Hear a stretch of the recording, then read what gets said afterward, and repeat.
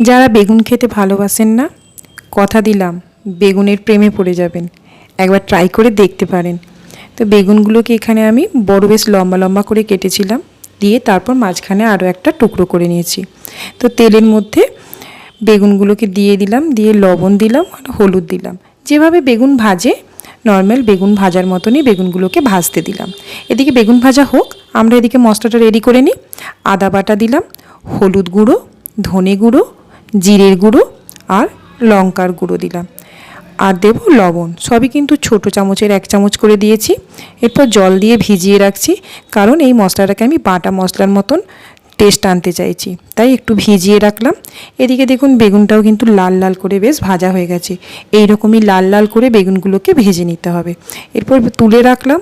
ওই তেলের মধ্যেই জিরে আর তেজপাতা ফোড়ন দিয়ে দিলাম, কারি পাতাটাও ফোড়ন দিলাম। কারি পাতা কিন্তু তেলে দিলে ফুটে ওঠে, কারি পাতাটা অবশ্যই দেবেন। এই কারি পাতার স্বাদটাই কিন্তু বেগুনের রান্নাটা চেঞ্জ করবে। কাঁচা লঙ্কা দিয়ে পেঁয়াজগুলোকে দিয়ে হালকা বাদামি কালার হয়ে গেলে টমেটো কুচিটাও দিয়ে দিলাম। রসুনটা গোটা 5-6 নিয়েছি কোয়া, এরকম গ্রেট করে দিয়ে দিলাম। গ্রেট যদি না করেন তাহলে থেতো করে দিয়ে দেবেন।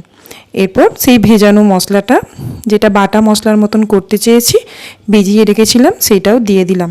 একটু জল দিয়ে ভালোভাবে কষিয়ে নেব। এখানে কাশ্মীরি লঙ্কার গুঁড়োটা দিলাম যাতে একটু কালার হয়, দেখতেও ভালো লাগবে। এরপর ভাজা বেগুনগুলো দিয়ে দেব। এখানে কিন্তু কোনো জল অ্যাড করব না। একটু ধনে পাতা ছিল, সেটাকেও দিয়ে দিলাম ওপর থেকে। জল দিলে কিন্তু বেগুনটা একদম থ্যাসথ্যাসে হয়ে যাবে। জল না দিয়ে এইভাবে মশলার সাথে মিশিয়ে নেব, তারপর গরম ভাতে পরিবেশন করবেন। খেয়ে কিন্তু যারা বেগুন খান না, আমাকে একবার অবশ্যই কমেন্ট করে জানাবেন যে কেমন খেতে হয়েছে। ধন্যবাদ, আজকে এইটুকুই।